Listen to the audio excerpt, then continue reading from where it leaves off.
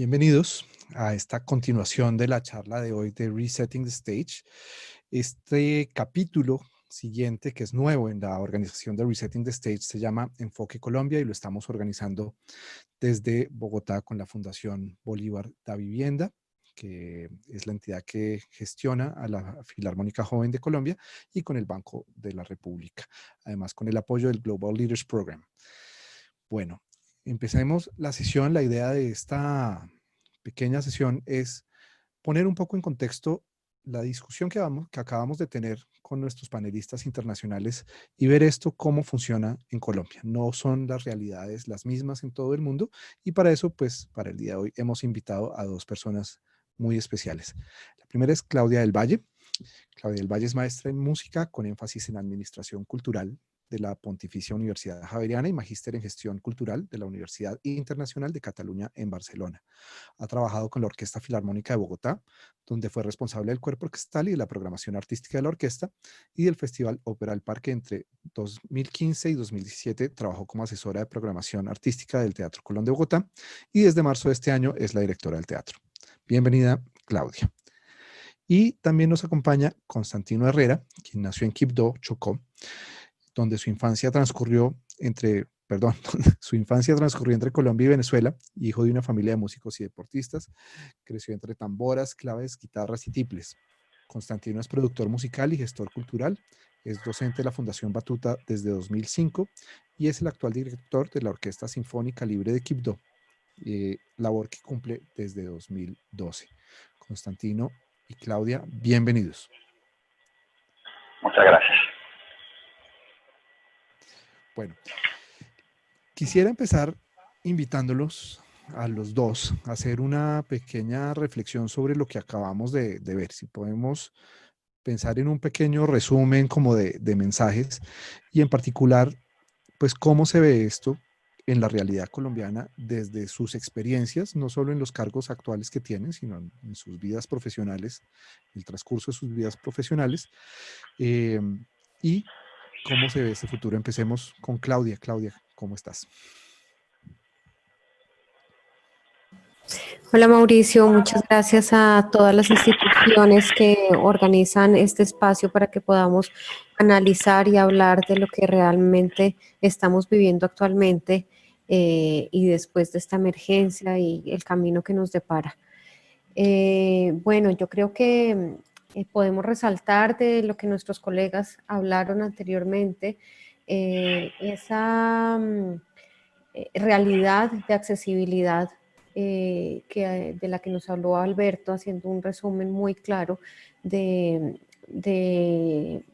pues él enunciaba que más de la mitad del planeta no tiene acceso a Internet.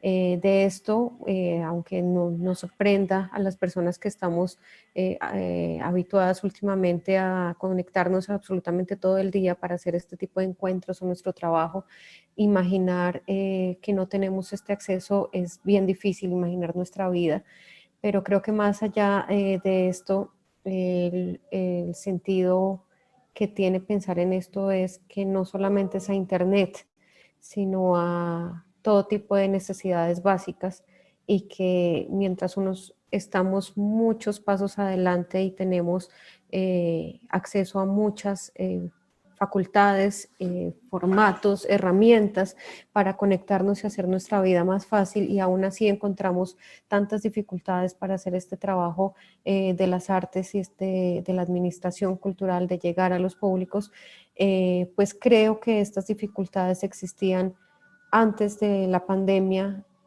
antes de esta emergencia, y como gran conclusión de lo que han dicho nuestros compañeros, creo que la pregunta es ¿por qué todo esto que estamos analizando ahora no lo hacíamos antes? ¿Por qué pensar en los docentes y de la manera en que están llevando el acceso a las manifestaciones culturales de nuestros países y a valorar la cultura, a ver un concierto con sus estudiantes? ¿Por qué no pensábamos tanto en ellos como antes? ¿Por qué no pensábamos En el caso del Teatro Colón nos hemos abierto mucho y ahora pues seguramente podré profundizar más al lenguaje de señas, a la audiodescripción para todos aquellos que están encerrados en su casa y aún están más limitados en las opciones de accesibilidad. ¿Y por qué cuando antes era más fácil no lo hacíamos? Entonces ojalá todo esto que analizamos hoy lo sigamos pensando y qué bien que un día que podamos volver a una nueva realidad, podamos seguir en este discurso y en todas las puertas que se abrieron. Quisiera también resaltar algo que se repitió mucho y es sobre esa idea que hemos tenido muchos gestores o personas que hemos estado al frente de las instituciones, donde el discurso hasta pocos días era o es todavía esa necesidad de educar a los públicos. Hablamos mucho de formación, de educarlos, pero ¿sí será que necesitamos educarlos para introducir todo lo que nosotros creemos que es una manifestación cultural indispensable y llegar a ellos? ¿O será que solamente lo primordial es garantizar el derecho a la cultura y hacerles entender a las personas, darles a entender, eso sí, que tienen la posibilidad de escoger entre un Netflix, entre un canal nacional o entre una ópera internacional también o entre una manifestación artística de tal vez uno de los festivales de nuestras regiones como Colombia? Entonces resalto eso, resalto de pronto algunos interrogantes que nos dan pie para hablar ahora y agradezco mucho este espacio de reflexión. Me gusta mucho esa reflexión, Claudia, porque no solo lo planteas desde las brechas, sino desde las barreras, ¿no? Que la brecha se convierte en una barrera de acceso y en cómo reducimos esas barreras también. O sea, que no solo es un tema, como lo decía Alberto en la charla pasada, de tecnológico, de que la tecnología llegue, sino de cómo permitimos también ese acercamiento. Constantino, cómo se vive esto desde Quibdó, desde tu experiencia? ¿Cómo ves este concepto de la brecha digital? Muy buenas a todos, Mauricio. Gracias por la invitación a todos. Bueno, para nadie es un secreto que el Chocó ha sido uno de los departamentos olvidados de Colombia y que esta brecha o esta pandemia a lo que conllevó, pues para nosotros ha sido como más natural porque en el caso de la conectividad, aquí el Chocó alcanza un 4.3% de conectividad y Quibdó no llega al 12%.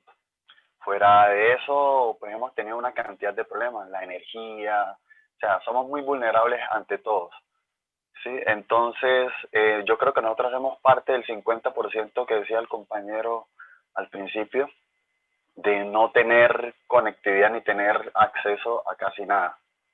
Entonces, pues yo no lo veo tanto como, bueno, el problema de la conectividad, sino de muchas cosas sumadas, ¿sí? Entonces, a mi concepto, pues a falta de muchas cosas y de apoyo de la cultura, del gobierno y de que todo lo que llega acá llega reducido. Entonces ha sido un problema no tanto de conectividad, sino de falta de apoyo y de olvido a este departamento, lo que nos ha conllevado a crear otras estrategias para seguir resollando. Ahondemos un poquito en esas estrategias, Constantino. Yo les he insistido mucho a todos los panelistas en que lo de la pandemia pues es un tema transicional, eso eventualmente saldremos de eso, pero volveremos a la misma realidad que tú mencionas. ¿Cómo es esa vida de dificultad con la conectividad? ¿Qué, qué dificultades plantea y cómo se las ingenian de alguna manera para resolverlas? Bueno, nosotros somos un equipo muy unido, la Fundación Nacional Batuta. A raíz de esto se crearon unas estrategias a la falta de conectividad. Era imposible con estos factores que te decía digamos, de deficiencia de conectividad, hacer una clase sincrónica con el alumno. O sea, no podríamos dar, digamos, todo el material porque no teníamos cómo darlo. Entonces, la estrategia se diseñaron estrategias de hacer videos, clases, para hacerlos llegar por WhatsApp, que era lo que más tenían nuestros alumnos. Videos, en el caso de nosotros, videos y el trabajo en red. Entonces, hicimos un trabajo en red importante con la Filarmónica Joven de Colombia y la Orquesta Sinfónica Libre, la Orquesta Sinfónica Nacional. Entonces, esto nos sirvió mucho para que nuestros estudiantes recibieran una clase por lo menos semanal en cada sesión, en las de cuerdas, vientos y percusión. Entonces, estas estrategias de alianza nos sirvió demasiado para que siguiéramos a flote. Otra estrategia que nos funcionó muy bien fue una estrategia remota, o sea, la creación de un material en cartillas y grabaciones en USBs para que llegara a cada rincón de cada estudiante de nosotros. Y unas clases que se plantearon desde la radio semanalmente. Y esto fue una forma de estrategia para poder llegar a cada rincón de nuestros alumnos acá en el Chocó. Me encanta esa descripción, porque hay algo que no mencionamos en la sesión anterior y es como que se asume que el mundo digital va a reemplazar todo y todavía tenemos unas tecnologías absolutamente vigentes, absolutamente útiles para cumplir con nuestras misiones institucionales. A lo largo de la sesión anterior recogimos varias preguntas y todavía quedan algunas sin resolver, entonces le doy el paso a mi colega Juan Andrés Rojas de la Fundación Bolívar de la Vivienda, que ha recogido preguntas de la sesión anterior para que las planteemos para Constantino y para Claudia. Hola Mauricio, gracias. Buenos días para todos. A Claudia, a Constantino, gracias por su participación. Sí, yo creo que en línea un poco con lo que venimos hablando, hay un par de preguntas para cada uno que sería muy interesante resolver, digamos, en ese contexto colombiano. Esta sesión la hemos pensado justamente para aterrizar a nuestro contexto estas discusiones y bueno, hay una pregunta que me parece interesante, un poco combinada para Claudia y es, dentro de esa cantidad de contenidos online que ha venido desarrollando el Teatro Colón, digamos que muy rápidamente se preparó para toda esta situación y empezaron a salir los viernes de concierto del Colón, llegando pues digamos que saliendo del teatro y de esa esfera que era antes el público bogotano a nivel nacional, han contemplado también elaborar materiales, digamos, de público infantil y familiar, continuar como en esa línea también de producción digital y digamos que llegar, digamos, con una estrategia a las regiones.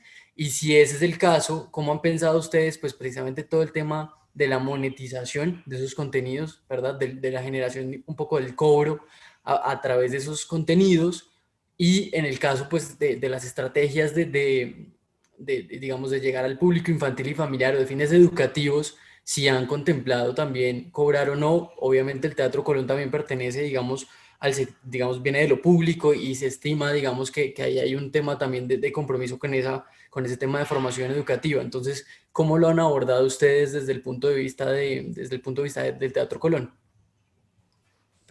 Gracias, Juan Andrés. Bueno, antes de responder la pregunta que me haces, quisiera contextualizar un poco la forma de financiación del Teatro Colón para su programación. Esta está construida en una muy buena parte, como tú lo mencionas, con el respaldo del Ministerio de Cultura, pero casi un 50-50 perteneciente no a la empresa privada, pero sí a las personas, es decir, el público nos ayuda a construir con el pago de su boletería y con el recaudo que hacemos año a año la programación del siguiente año. Entonces, aunque contamos con el respaldo pues, pertenecemos al Ministerio de Cultura y tenemos en esta situación un respaldo del 100% para nuestro funcionamiento, para mantener la programación, sí dependemos en gran parte y va a ser el gran reto del otro año de esa monetización que no logramos hacer este año y que nos va a hacer falta para el presupuesto de los años venideros. Entonces, esa fue la primera transformación y lo nombro por lo que tú dices de que aunque somos públicos, también nos tenemos que plantear esas preguntas sobre la monetización. Entonces, sí, en un primer lugar, nosotros acudimos, fue una verdadera revelación, porque aunque todos sabemos que un teatro nacional que está en el corazón de la capital es mucho más que su infraestructura y su edificio y su legado patrimonial, esta fue la gran revelación que nos hizo asegurarnos de eso, sin poder abrir las puertas, sin poder llevar al público, sin poder tener todas estas costumbres que son tan lindas y que también caracterizan al Teatro Colón, pudimos darle la vuelta a las cosas y llegar a las casas. Entonces tuvimos que plantear una estrategia muy rápida que partiera del formato. Acá pues hubo muchísimas limitaciones, entonces teníamos que pensar en grabar bandas o ir a municipios donde estuviera nuestra música tradicional conformada por bandas o que estuvieran o que fueran familia, entonces tuvimos a esposos, a familias con hijos que hacían música y eso fue también muy bonito porque tuvimos que jugar con la seguridad de salud que creo que ningún programador tenía eso en mente, sino que le salió, como decimos en Colombia, otra pata al gato. Entonces, no sé cómo se tradujo eso, pero bueno, entonces primero el formato, también tuvimos esos problemas de conexión, pero sabíamos que teníamos que llegar a todas las regiones y mostrar sobre todo qué estaban haciendo los artistas y el Teatro Colón es una institución que da mucho trabajo a los artistas y teníamos que garantizar seguir dando en la medida de lo posible esto. Entonces fue así como hicimos un ciclo de conciertos por las regiones de Colombia en pequeños formatos. Mostrando también la diversidad cultural y de nuestro territorio. Pero esto fue avanzando y respondiendo un poco a las inquietudes de Ana, por supuesto que nos planteamos esta necesidad de estar con contenidos para el público infantil. Entonces hicimos toda una estrategia que no está abierta al público, así como los YouTubes que hacemos cada fin de semana, pero sí está dirigida especialmente a los maestros y a las instituciones educativas y es un programa que se llama el Teatro en Casa o el Teatro en Clase. Hicimos un programa con 4 dramaturgos muy reconocidos de nuestro país, donde elaboramos unas cartillas o unos recetarios de teatro para que ya que las personas no podían ir al teatro a sentarse a ver un espectáculo como tradicionalmente lo hacen, lo pudieran construir desde su casa, desde las fundaciones donde estaban, desde las cárceles o desde las casas donde están los alumnos recibiendo las clases virtuales.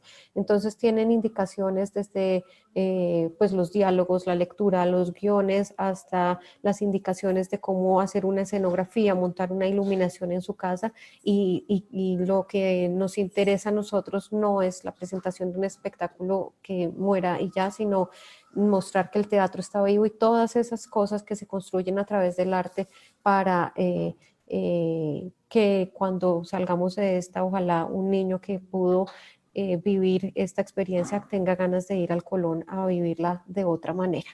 Y nos empezamos a preparar. En Colombia esto va un poco, pues lo que ya se vivió en Europa, lo estamos viviendo acá, ya estamos empezando a entrar un poco, ya nos preparamos para recibir aforos reducidos, pero ya pudimos entrar al teatro, a hacer grabaciones en la sala del teatro y con las herramientas de iluminación, de sonido y todas las herramientas técnicas. Entonces, por supuesto que tendremos espectáculos infantiles grabados en buena calidad, como les nombraba anteriormente, con lenguaje de señas, con audiodescripción y para todos aquellos niños y público familiar que están en sus casas y también necesitan una opción adicional a las que da generalmente el entretenimiento. Muchas gracias, Claudia. Yo creo que es muy interesante lo que planteas porque creo que Pía mencionó mucho todo el tema de la sostenibilidad y justamente es eso, ¿no? Es poder entender nosotros como sector colombiano cómo vamos a justamente hacer sostenible todo este tema digital para que haya pues una buena continuidad respecto a lo que sucedió este año. Maestro Tino, y por su lado, digamos que había unas preguntas muy interesantes y venían sobre todo de Ellen de Restrepo de la Sinfónica de Antioquia y es, ¿cómo han vivido los docentes allí en el Centro Musical de Quibdó de la Fundación Nacional Batuta? ¿Cómo han vivido todo este cambio de pasar de las clases presenciales a las clases virtuales? Digamos que no es evidente, digamos, todo lo que implica empezar a hacer una clase virtual y allí abordábamos pues algunas inquietudes sobre, bueno, ¿qué pasa con ese aprendizaje de las herramientas tecnológicas para los músicos, para los maestros? Porque pues enfrentarse a tener que hacer un video es, digamos, un reto importante. Usted nos comentaba hace un momento que precisamente la estrategia para combatir un poco la brecha digital era hacer los videos y enviarlos por WhatsApp, pero inclusive eso implica, digamos, un gran trabajo de parte de los profesores y de parte de la institución como tal. Entonces, ¿cómo han vivido ese proceso allí en Quibdó y cómo fue todo ese proceso para los maestros, pues de empezar a aprender las herramientas tecnológicas, inclusive para manejar estas clases virtuales, tanto con la Filarmónica Joven de Colombia como con la Sinfónica Nacional? Bueno, Juan Andrés, al principio fue un balde de agua fría para todos, nos cogieron con los pantalones abajo, o sea, nadie se imaginó que iba a pasar esto. Pero pues es un equipo joven, activo, con muchas ganas de seguir adelante y que conoce todo el propósito y todas las necesidades de nuestra región. Y las ganas de que nosotros somos unos referentes para nuestros chicos. O sea que eso nos dio mucho más ánimos para, así no pudiéramos hablar frente a una cámara, porque pues, es difícil dar una clase frente a una cámara que es muy fría, ¿no? Los profes, nuestro equipo, perdón, cogió las riendas e hizo el intento de empezar a hacer unas clases, aprender de internet, de YouTube, aplicaciones que eh, nos pudieran servir para hacer esos videos. Y también el apoyo pues, incondicional de la Fundación Nacional Batuta, haciendo unas capacitaciones a nuestro equipo. O sea, entonces nos sirve mucho capacitaciones para edición de video, edición de audio y las herramientas necesarias para eso. Entonces, al principio sí fue muy difícil, pero ya después nos habituamos, nos acostumbramos para generar esos videos y hacerlo de la mejor manera. O sea, en estos momentos yo creo que somos unos expertos en edición de audio y video para poder hacerle llegar ese contenido a nuestros chicos. Difícil al principio, pero nada imposible. Yo creo que todo es costumbre en la vida. Gracias, Constantino. Eh, Dentro de la discusión se habló de varias cosas que yo creo que eventualmente vamos a plasmar en un documento que vamos a dejar, una recolección de conclusiones y de puntos clave. Pero hay uno que me gustó mucho y es, primero dos cosas, el de la red, que el mismo Constantino lo menciona, pero lo otro es lo del mundo híbrido. Y yo me pregunto, Constantino, al salir de este mundo en el que estamos confinados y teniendo obviamente los cuidados que todos debemos mantener, ¿qué de lo que estamos viviendo ahorita, de todo ese aprendizaje, qué se va a quedar? ¿Cómo va a ser ese mundo híbrido para las orquestas juveniles en Quibdó? Bueno, teniendo en cuenta ese mundo híbrido y los espacios que manejamos nosotros, que no contamos con unos espacios adecuados, donde siempre las clases acá fueron realmente en confinamiento, o sea, cantidad de niños en un espacio muy reducido. Tenemos que tomarlos, debe seguir, digamos, el trabajo como lo estamos haciendo hoy. O sea, esto no va a acabar ahora, mucho menos acá en Quibdó, Chocó, que no tenemos muchas cosas.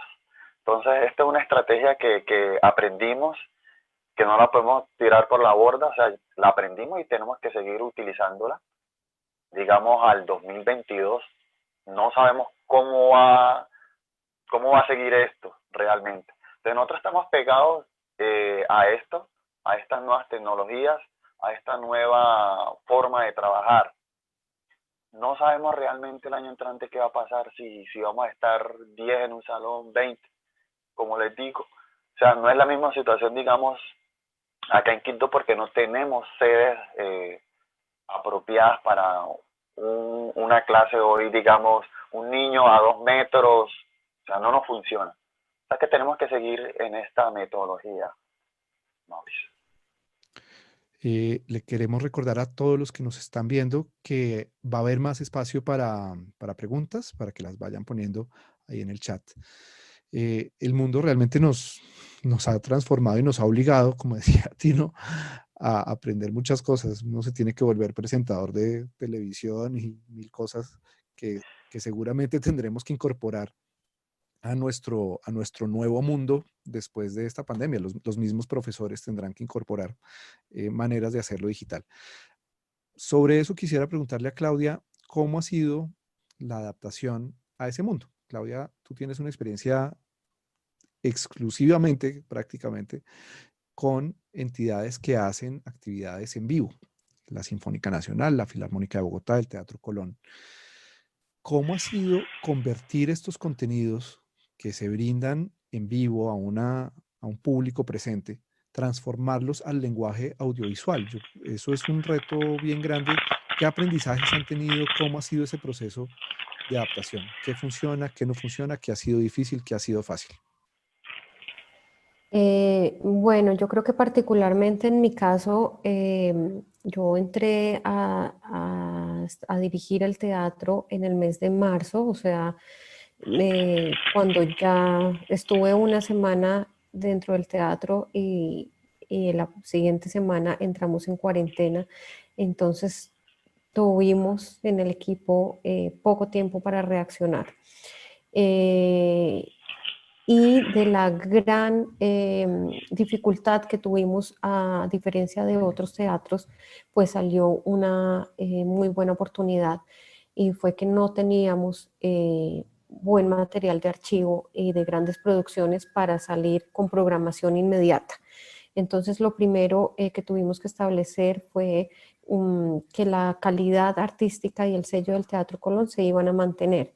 No teníamos material grabado, no podíamos entrar al teatro a grabarlo y no teníamos una plataforma digital que nos permitiera salir al aire inmediatamente. Entonces, tuvimos que hacer una transformación y por eso nombro que fue una oportunidad, porque al no tener o al tener muy poco material pregrabado, lo que hicimos fue hacer producciones nuevas con este ciclo de conciertos que ya nombré, pero las que estamos haciendo actualmente, que son obras de teatro, conciertos, conciertos familiares, las pensamos para el formato en que van a ser producidas. No entramos al teatro a grabar a una cámara fija o a 3 cámaras fijas y difundir esto solamente por estar en el escenario del Teatro Colón, sino mostrar esos secretos que hay o esa forma o esas oportunidades que nos da el video o las redes sociales para aprender un poco más y apreciar las obras de otra manera. Entonces, tenemos grandes directores invitados. Nos convertimos, como yo le digo a mi equipo, casi que en una productora audiovisual, sin tener la experiencia, como tú dices, Mauricio, porque toda mi experiencia era en vivo, pero hemos tenido que cambiar de lenguaje y mostrarlo también de muy buena calidad. Entonces, por ejemplo, las escenas de un monólogo las hemos podido tomar desde la tramoya, desde lo alto, que eso un espectador pues no lo puede ver si está sentado en la primera fila de la platea, y hay otras expresiones del mismo artista que se pueden ver. Garantizar una buena calidad de sonido, garantizar un discurso, las obras mismas también las hemos pensado en este momento, el contenido y el mensaje que llevamos. Entonces, sí, la gran dificultad fue no tener tiempo para planear, no tener tiempo para pensar, acudir a solamente a nuestros artistas nacionales y en ellos encontrar absolutamente una riqueza que fue suficiente y más que suficiente para programar a un teatro como el Colón en estos momentos. Entonces, nos hemos encontrado con la dificultad de crear un público que no estaba creado en el teatro para que tuviera pues el acceso para que consumiera esta programación y no solamente la programación artística, sino también nosotros nos debemos pues al valor patrimonial de nuestro teatro, entonces también adecuamos las visitas guiadas a un recorrido 360 también por Zoom, totalmente virtual en varios idiomas. Y también nos transformamos para salir de la escena, como nombré antes. Entonces volvimos a hacer radioteatro. Para nosotros no fue solamente reinventarnos y tratar nuevas tecnologías, sino también fue volver a mirar al pasado. Y entonces cuando no había esto y cuando no teníamos también una sala tan grande, ¿qué hacíamos? Hacíamos radioteatro para llegar a las diferentes regiones y era muy, muy bien recibido. Entonces estamos también mirando al pasado y mirando al futuro. Tenemos un ciclo de radioteatro con obras de repertorio y grabadas en la sala Mayarino. Volvimos un poco a lo tradicional del teatro, lo que se hacía mucho en los años 50, para también trabajar en ese valor patrimonial. Tenemos cartillas pedagógicas para todos los profesores que acompañen y puedan poner en video en sus clases. Y pues ahora estamos viendo con más optimismo. Creo que ya pasamos la etapa de shock y de vernos en una gran dificultad para verlo con muchas, muchas oportunidades. También, y para cerrar, quisiera nombrar que tuvimos una oportunidad muy grande con las empresas privadas que nos dieron una mano, no en recursos económicos, pero también nos dimos cuenta que no solamente es lo que necesitamos, sino en llegar con sus retransmisiones, con su visibilidad, con sus programaciones. En algún momento solo podíamos salir al supermercado y una cadena grande de supermercados nos dio la mano y nos dio la visibilidad para ofrecer el teatro a las familias y decir, oigan, no solamente tenemos esto, no solamente podemos salir a comprar los víveres, sino también podemos al volver ver una obra o escuchar un concierto. Y también tuvimos que hacer alianzas con las empresas prestadoras de salud, así se llaman, entidades prestadoras de salud, así se llaman en Colombia todos los servicios que prestan los hospitales y los servicios de salud para, como pues tomó un gran renombre en estos momentos, por lo que es obvio, también decir si usted está en una dificultad, si sus familiares están tal vez en una situación de contagio o no, o de otro tipo de enfermedad, lo acompañamos también con una cara diferente a la situación y es ir al teatro. A mí me parece que es bien interesante porque esto que hablaba Alberto, o que mencionaba del uso, de cómo aprende uno a usar las tecnologías, nos aplica al sector de las artes escénicas en el tema del audiovisual. También lo mencionamos en el panel anterior, que todos estamos aprendiendo a hacer esto. Llevando esa pregunta también a la experiencia de enseñar música en estos momentos, ¿hay algo nuevo, Constantino, en la manera en cómo los niños se estén escuchando, en la manera como están aprendiendo a hacer música por el hecho de estar haciéndolo por medio de tecnologías? Me pregunto, me pregunto si eso ha cambiado la manera en que los niños, inclusive los mismos profesores, entienden y absorben las clases de música. Pues sí, obviamente se volvió más difícil porque la retroalimentación se hace muy complicada por el tema pues, de conectividad y todo eso. Entonces, sí es algo nuevo, o sea, no es lo mismo recibir una clase pues en un aula frente con frente, sentir esa energía y poderle corregir al instante a un chico, que mandarle un video que él vea la clase y que después me la devuelva para poder corregirle una posición o si la voz está desafinadita y todo eso. O sea, eso es lo nuevo, eso es lo que nos pareció pues un reto, otro reto para buscarle la comba. Entonces, sí, porque también esas clases las perciben con los padres. Entonces lo que se hizo fue que la familia se hiciera partícipe de esa misma clase del chico, el papá, el primo, la mamá. Y se crearon una cantidad de actividades para que la familia también participara. O sea, no solamente el estudiante como tal, sino toda la familia. Entonces yo creo que pues, es algo nuevo, es innovador, donde ya no solamente recibe clases el chico, sino toda la familia. O sea, el padre ya aprende a armar el instrumento, aprende a hacer una guía al chico y se hace partícipe de esa clase, que lo va a sacar también de ese entorno de la clase convencional del colegio y lo va a llevar a un momento de desestresamiento en la clase de música. Entonces yo creo que sí, eso es lo nuevo en esta nueva forma de aprendizaje, como se viene trabajando hoy en día. Hace unos días yo estuve en una charla con unos músicos jóvenes que están en un proyecto del Banco de la República y hablaban de la manera como se escuchan al grabarse, o sea, que les está, como que tienen en evidencia mucho más presente cómo es que sí están sonando, no están sonando y que no soy capaz de publicar eso, no soy capaz de mandar eso. ¿Han visto eso también con los chicos? Como que tienen una retroalimentación ellos mismos con su trabajo.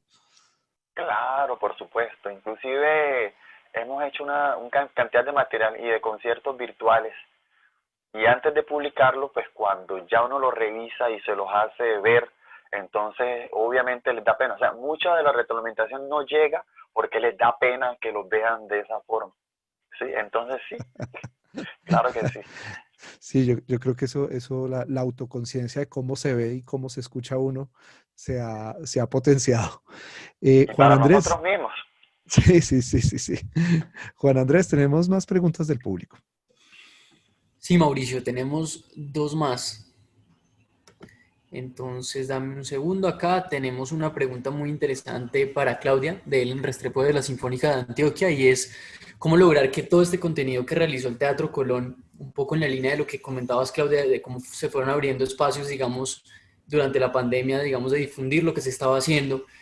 Pregunta Ellen, ¿cómo este contenido que realizó el Teatro Colón logramos que llegue a más niños en el país? Sería muy bonito llevar esto a todos los niños del programa Buen Comienzo, por ejemplo, porque son actividades que despiertan en la familia otras vivencias muy importantes dentro del núcleo familiar, que acá también responde un poquito a lo que veníamos hablando.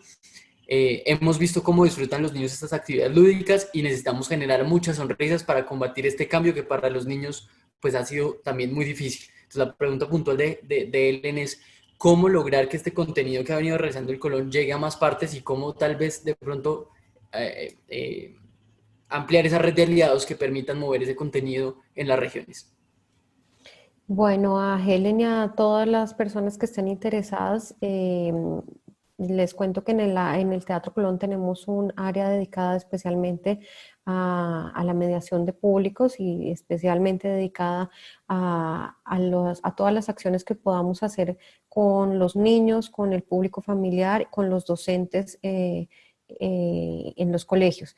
Entonces, lo primero es asegurarles que si tenemos una comunicación directa, pueden contar con toda la programación del teatro totalmente gratis para los docentes y para las clases o para los programas que tienen estas iniciativas. Facilitaremos todo un proyecto completo, es decir, no solamente damos el acceso a un link para que vean una obra de teatro, sino que o un concierto, o una ópera, o un musical, sino que tenemos todo un contenido complementario como las cartillas guías para los docentes, las cartillas de trabajo en clase, más la producción que está realizada también para niños con los tiempos medidos de la clase, etcétera. Entonces, les compartiré por el chat mi correo para las personas que estén interesadas y por supuesto que lo compartiré con el área encargada para llegar a llegar a la mayor parte de niños que podamos y a la mayor parte de familia que podamos llegar en esta situación. Muchas gracias, Claudia. Y tenemos una pregunta adicional para el maestro Constantino y es, en la fundación, nos pregunta María Jimena Rosales de Alcompás, ¿en la Fundación Nacional Batuta han explorado alguna manera de, entre comillas, reemplazar la experiencia colectiva y grupal cuando se hacen clases grupales de música? Es decir, de una u otra manera, el modelo de la Fundación Nacional Batuta, como el de muchos de nosotros, es pues, la práctica orquestal, la práctica en colectivo. Entonces, ¿cómo han pensado, digamos, sortear ese tema de pasar, digamos, a las clases individuales y si han pensado en cómo, digamos, alivianar este tema de la experiencia colectiva y grupal? Bueno, sí. Por el contexto, yo lo hablo desde el contexto donde estoy. Eh, las clases de iniciación grupales. O sea, digamos, los mismos espacios los mismos espacios y la forma como se viene trabajando o el proyecto como tal es para trabajo grupal en el caso de iniciación. En el caso de la orquesta, como lo estamos trabajando en Quibdó, sí tenemos la clase grupal, el ensayo de orquesta por sesión y las clases individuales. O sea, nosotros sí hacemos trabajo individual, trabajo por sesión de instrumentos. Pues no podría decirte si se tiene pensado cambiar la forma de trabajar con los grupos de preorquesta a clase individual, porque esto pues, es un trabajo que se hace más al trabajo en grupo, al trabajo colaborativo y a que los chicos aprendan a compartir su experiencia, y es una u otra forma para uno volver al trabajo en equipo.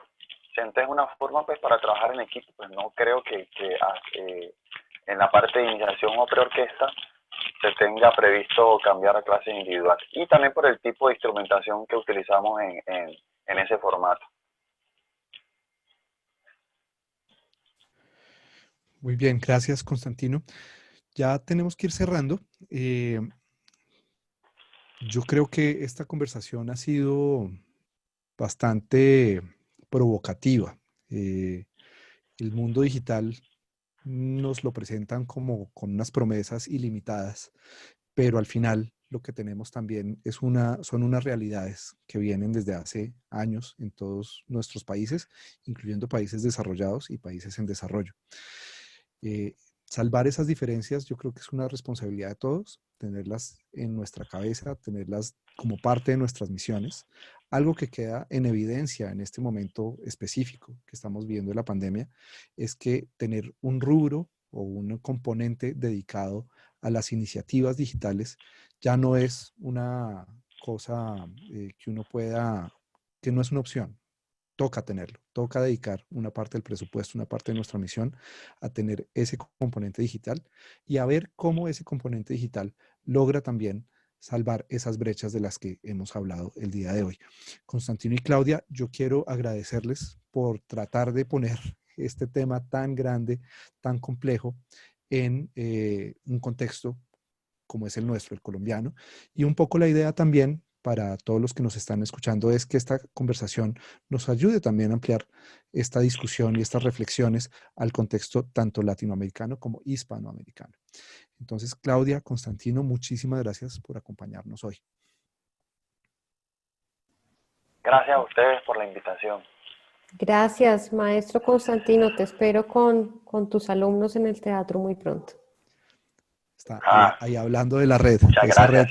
Esa red que tenemos que tejer en este país y que yo creo que si algo ha hecho esta pandemia es que a pesar del distanciamiento físico, creo que nos hemos acercado, hemos encontrado estos espacios para hablar. Los esperamos entonces dentro de 15 días en la segunda sesión de Resetting the Stage. Quisiera agradecerle a todos nuestros panelistas de hoy, Alejandra Solís, Alejandra Cantor, Alejandra Martí, Pía Barragán, Alberto León y desde luego a Claudia de Constantino por acompañarnos. Los esperamos entonces cada 15 días hasta diciembre. La próxima sesión, el jueves 8 de octubre a las 9 de la mañana, se llamará De lo presencial a lo virtual, transformar los públicos en comunidades. Y estaremos en la sesión de Enfoque Colombia hablando con la directora Lina González Granados y los violinistas Gonzalo Espina y Santiago Medina. Recuerden que todas las sesiones tienen traducción simultánea. Las sesiones en inglés tienen traducción al español, las sesiones en español tienen traducción al inglés. De parte de todos los organizadores de Resetting the Stage y Resetting the Stage Enfoque Colombia, mil gracias y hasta la próxima.